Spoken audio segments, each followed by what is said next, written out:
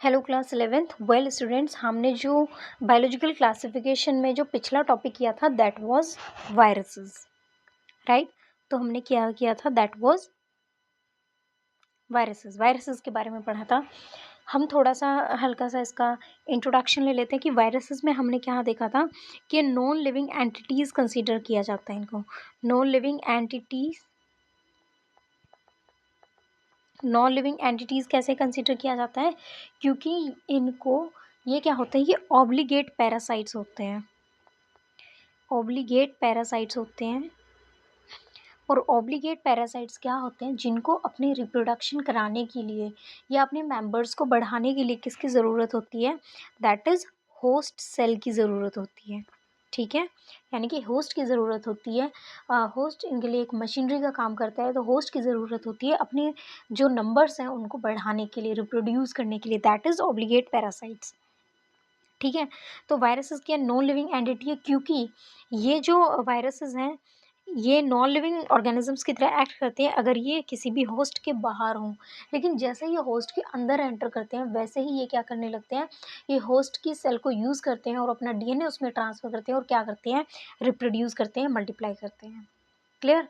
तो यही रीज़न है कि क्योंकि ये होस्ट सेल में अपना डीएनए डालते हैं तो होस्ट सेल को किल करना हमारे लिए सही नहीं होता है, इसलिए इनकी मेडिसिन बनाना है बहुत मुश्किल होता है और वैक्सीन बनाने में बहुत ज़्यादा टाइम निकल जाता है, राइट। ये हमने इसमें पिछली क्लास में देखा था और साथ में हमने कुछ एग्जाम्पल्स दिए थे। हमने ये भी देखा था कि टीएमवी टोबैको मोज़ेक वायरस के बारे में हमने पढ़ा था, प्लस बैक्टीरियोफेज के बारे में पढ़ा था। ठीक है, जो बैक्टीरिया को इन्फेक्ट करते हैं, राइट। हमने ये देखा था कि इनमें जो जेनेटिक मटेरियल है ये प्रोटीन्स, याद रखना जो वायरसेस हैं प्रोटीन्स को, प्रोटीन का कोट होता है और जेनेटिक मटेरियल होते हैं जो उनके अंदर होते हैं, प्रोटीन कोट के अंदर होते हैं। ठीक है, तो प्रोटीन कोट। ठीक है, अब जो जेनेटिक मटेरियल की अगर हम बात करें तो डीएनए भी हो सकता है और आरएनए भी हो सकता है। ठीक है, अब जो आरएनए है वो डबल स्टैंडर्ड आरएनए भी हो सकता है और आरएनए सिंगल स्टैंडर्ड आरएनए भी हो सकता है। सिंगल स्टैंडर्ड आरएनए इन्फेक्ट करते हैं प्लांट्स में मिलता है, जो प्लांट्स को इन्फेक्शन जो होता है वो सिंगल स्टैंडर्ड आरएनए की वजह से होता है। डबल स्टैंडर्ड आर जैसे कि हमने टीएमवी का एग्जांपल देखा। ठीक है, टीएमवी। फिर हमने डबल स्टैंडर्ड आरएनए की बात करी जो एनिमल्स को इन्फेक्ट करता है। ठीक है, जैसे कि इसमें ह्यूमंस आ जाते हैं, एड्स डिजीज़ होती है। ठीक है, वो किसकी वजह से होती है, रेट्रोवायरस, जो कि क्या है, डबल स्टैंडर्ड आरएनए। डीएनए क्या है, डबल स्टैंडर्ड होता है। ठीक है, डबल स्टैंडर्ड डीएनए इन्फेक्ट करता है प्लांट्स को और एनिमल्स को, जिन भी ऑर्गेनिजम्स में क्या होता है, डबल स्टैंडर्ड डीएनए। इसका एग्जांपल हमने देखा था क्या, बैक्टीरियोफेज, जो बैक्टीरिया को इन्फेक्ट करता है। ठीक है, इतनी बात समझ में आई, आगे देखते हैं क्लास।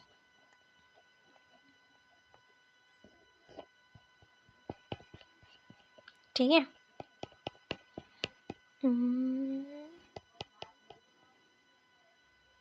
ठीक है, तो हमने वायरसेस तक पढ़ा था। अब वायरसेस के बाद क्या है, दैट इज़ वायरॉइड्स। हमने कल कहा था कि हम वायरॉइड्स हम नेक्स्ट क्लास में करेंगे। ठीक है, तो आज हम किसकी बात करेंगे, दैट इज़ वायरॉइड्स की बात करेंगे। ठीक है,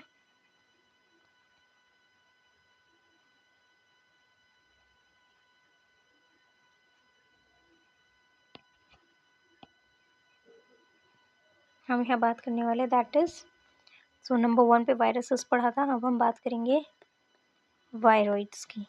ठीक है, देखो क्लास, इसमें क्या लिखा है, इन 1971 T.O. Denier discovered a new infectious agent that was smaller than the viruses and caused potato spindle tuber disease। ठीक है, 1971 में जो टीओ डाइनो साइंटिस्ट थे उन्होंने एक नया इन्फेक्शियस एजेंट डिस्कवर किया था वायरस के बाद, जो कि किससे छोटा था, वो जो वायरसेस से भी छोटा था और जिसने क्या डिजीज़ कॉज करी थी प्लांट्स में, potato spindle tuber disease cause करी थी। ठीक है, इसमें जो पाया गया था, इसमें क्या पाया गया था कि इसमें फ्री आरएनए है, जिसमें क्या नहीं है, प्रोटीन कोड क्या है, एब्सेंट है, प्रोटीन कोड नहीं है, सिर्फ आरएनए। इसलिए बोला गया कि इसमें मिला था कि जो इन्फेक्शियस एजेंट है, ठीक है, ये कैसा है, ये वायरसेस की तरह है लेकिन वायरसेस से छोटा और सिर्फ आरएनए है, उसमें प्रोटीन कोड नहीं है। ठीक है, क्योंकि प्रोटीन कोड किसमें मिलता है, वायरसेस में मिलता है, लेकिन इस इन्फेक्शियस एजेंट में जिसने potato spindle tuber disease cause करी थी, इसमें क्या था, प्रोटीन कोड एब्सेंट था, सिर्फ जेनेटिक मटेरियल क्या था, आरएनए था। ठीक है, इसलिए इसको नाम दिया गया क्या, वायरॉइड। क्लियर। आगे क्या लिखा था, RNA of viroid was of low molecular weight, और इसका जो मॉलिकुलर वेट था आरएनए का, इसके जेनेटिक मटेरियल का, इन्फेक्शियस एजेंट जिसमें आरएनए ही फाउंड हुआ था सिर्फ, उसका मॉलिकुलर वेट कम था इन कंपैरिजन टू वायरसेस। ठीक है, तो आई गेस वायरॉइड्स का बस इतना ही काफ़ी है। ठीक है, ये नीट एस्पिरेंट्स के लिए इम्पॉर्टेंट है। नेक्स्ट है प्रियॉन्स। तो 11th क्लास आपको सिर्फ इतना याद रखना है कि वायरॉइड्स में सिर्फ क्या होता है, फ्री आरएनए होता है, और कौन सी डिजीज़ करता है, पोटैटो स्पिंडल ट्यूबर डिजीज़। ठीक है, ठीक है, आपको बस ये 2 चीज़ें याद रखनी है वायरॉइड्स में, और टीओ डैनियो ने डिस्कवर किया था, राइट। हाँ, आगे हम बात करते हैं प्रियॉन्स की। प्रियॉन्स की अब हम बात करते हैं। तो in modern medicine, certain infectious neurological diseases were found to be transmitted by an agent consisting of abnormally folded protein. तो देखो प्रियॉन्स क्या है, सबसे पहली चीज़ क्या है प्रियॉन्स की, कि वो क्या है, एबनॉर्मली फोल्डेड प्रोटीन्स हैं, उनमें कोई भी जेनेटिक मटेरियल नहीं है। जेनेटिक मटेरियल का हो यानी कि जो एबनॉर्मली फोल्डेड प्रोटीन है, ये सिर्फ, इसमें कोई जेनेटिक मटेरियल का काम नहीं है। ठीक है, ये जो इन्फेक्शियस एजेंट है, ये क्या है, प्रियॉन्स क्या है, एक एबनॉर्मली फोल्डेड प्रोटीन है। ठीक है, जो क्या कॉज करता है, न्यूरोलॉजिकल डिजीज कॉज करता है। क्या कॉज करता है, कॉज न्यूरोलॉजिकल डिजीज। ठीक है, न्यूरोलॉजिकल डिजीज कॉज करता है, किसमें, कैटल्स में, ह्यूमंस में। ठीक है, ऐसा डिजीज कॉज करता है। देखिए कैसे, the agent was similar to the size of virus. Size कितना होता है, जैसे वायरस का तो वायरस से छोटा साइज है, लेकिन प्रियॉन्स का जो साइज है वो कितने किसके सिमिलर है, वायरसेस के सिमिलर है। ठीक है, अब these agents were called prions, और इनको क्या कहा गया, प्रियॉन्स कहा गया, कि फाइव साइज उनका वायरसेस का जितना है, और ये एबनॉर्मली फोल्डेड प्रोटीन है। ठीक है, जो क्या कॉज करता है, इन्फेक्शियस न्यूरोलॉजिकल डिजीज कॉज करता है। ठीक है, और जो the most notable disease caused by the prions are bovine spongiform en encephalopathy, that is BSE. जो कौन सी डिजीज है, बीएसई। बीएसई जिसको हम बोलते हैं मैड काउ भी बोलते हैं।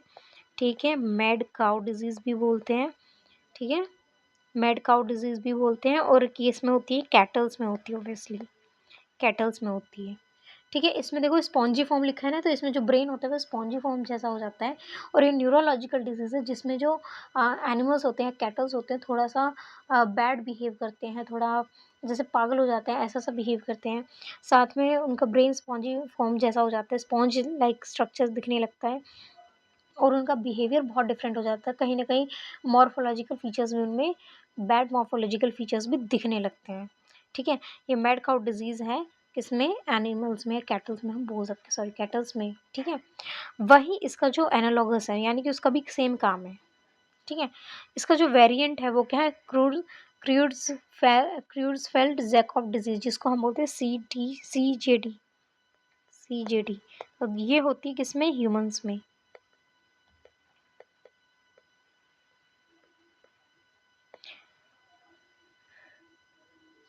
ये जो क्रूज़फेल्ड डिजीज़ है, जैकब डिजीज़ है, ये ह्यूमंस में जो होती है, ये किस वजह से होती है, जैसे जो ह्यूमंस होते हैं वो बीफ वगैरह खाते हैं कैटल्स का।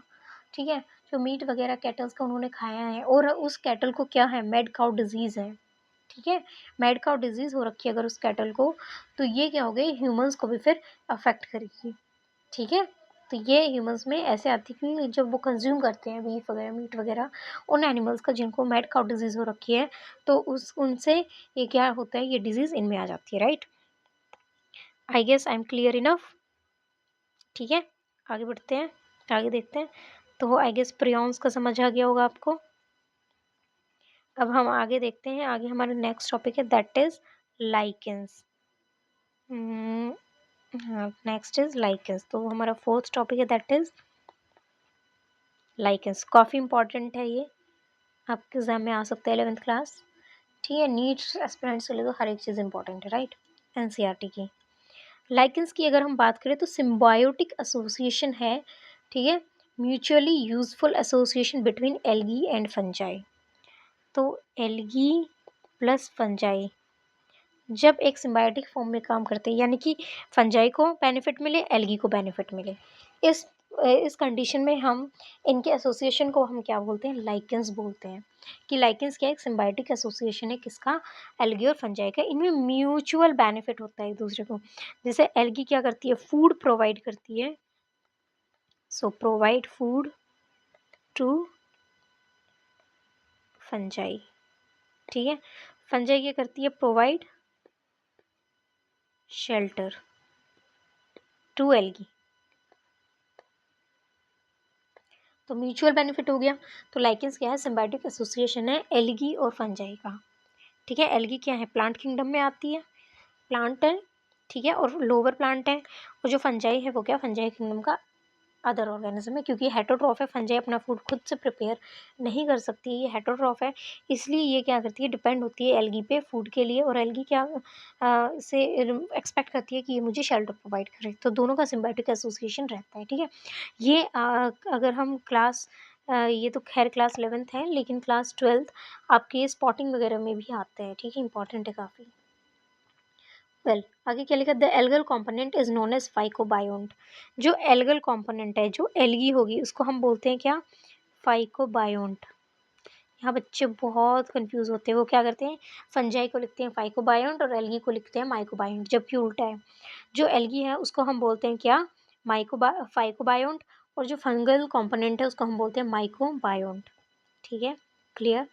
विच आर ऑटोट्रॉफिक एंड हेटरोट्रॉफिक। तो ऑटोट्रॉफिक कौन है, दैट इज एल्गी, और हेटरोट्रॉफिक कौन है, दैट इज फंजाई, ठीक है। आगे क्या लिखा है, algae prepare food for fungi and fungi provide shelter, जो मैंने अभी बताया, and absorb mineral nutrients and water for its partner, ठीक है। एब्जॉर्ब करती है न्यूट्रिशन को, और क्या करती है, प्रोवाइड करती है शेल्टर, किसको, एल्गी को। एल्गी क्या है, इसका पार्टनर है, ठीक है, सिम्बायोटिक एसोसिएशन में। आगे क्या लिखा है, so close in their association that if one saw a lichen in nature one would never imagine that they had two different organisms within them. तो इसमें ये कह रहे हैं कि जब हमें कहीं भी लाइकेंस वगैरह दिखती हैं, तो हम ये डिफरेंशिएट नहीं कर पाते हैं कि इनमें से कौन सी एल्गी और कौन सी फंजाई है। बहुत डिफिकल्ट होता है थोड़ा, ठीक है, क्योंकि दोनों सिम्बायोटिकली एसोसिएट होते हैं, एक दूसरे से इन्वॉल्व होते हैं एक दूसरे में, राइट। तो आगे के लिखे, lichens are the very good pollution indicators, they do not grow in polluted areas. हमेशा याद रखिएगा, अगर आपका कोई बाग बगीचा है, कुछ भी है, या कहीं भी कोई गार्डन है और वहाँ पर लाइकेंस है, तो लाइकेंस क्या इंडिकेट करते हैं कि ये जो एनवायरनमेंट है जहाँ पर ये है, ये क्या पॉल्यूशन फ्री है, ठीक है। आजकल तो बहुत कम देखने के लिए मिलता है, दिल्ली एरिया में तो बहुत ही कम, ठीक है। तो लाइकेंस क्या है, इंडिकेट करते हैं कि पॉल्यूशन इंडिकेटर्स है, ये इंडिकेट करते हैं कि जहाँ लाइकेंस हैं वहाँ पॉल्यूशन नहीं है, नया जहाँ मैं रहूँगी वहाँ पॉल्यूशन नहीं है, वहाँ मैं कौन, दैट इज़ लाइकेंस, ठीक है। तो वहाँ पर पॉल्यूशन नहीं होगा जहाँ पर लाइकेंस प्रेजेंट होगी। हम देखते हैं जैसे ट्री है, ट्री के ऊपर वाइट वाइट सा स्ट्रक्चर ऐसे जम जाता है, ठीक है, वाइट वाइट थोड़ा शाइनी सा वाइट सा, तो वो क्या होता है, लाइकेंस होता है, ठीक है, क्लियर। सो पोल्यूटेड एरियाज में ग्रो नहीं करते, ओके फाइन। आगे देखो समरी, इसमें वो पूरा चैप्टर का आपको रिकैप दिया हुआ है कि बायोलॉजिकल क्लासिफिकेशन जो पहले अरिस्टोटल ने दिया था ऑर्गेनिजम्स के नॉर्मल सिंपल मॉर्फोलॉजिकल कैरेक्टर्स के ऊपर, फिर लीनियस ने दिया था प्लांट और एनिमल किंगडम, विटेकर ने फिर 5 किंगडम दिया था, मोनर, प्रोटिस्टा, फंजाई, प्लांटें, ठीक है, और क्या कैरेक्टरिस्टिक्स के ऊपर बेस दिया था। तो ये सब क्या है, इसका इसमें समरी में रिकैप दिया हुआ है, इसको आप रीड कर लीजिएगा। So this is the homework, that read the summary, okay class. Well आज हमारे चैप्टर यहीं पर ख़त्म होता है। सो वेल स्टूडेंट्स, अगर आपको समझ आया हो और आपके लिए हेल्पफुल रहा हो, then please like, share and subscribe. Well students, आप ये जो थोड़े लेक्चर्स हैं इस चैप्टर के, थोड़े से बड़े गए हैं, तो आप इनको 2x पे करके देख सकते हैं, आपको बहुत अच्छे से समझ आ जाएगा, ठीक है। आई नो आपको भी हैबिट होगी 2x पे देखने की, तो आप अच्छे से देख सकते हैं अपने एग्ज़ाम के एक दिन पहले या 2 दिन पहले, whenever you like to watch, it's your wish, right? So thank you so much and bye.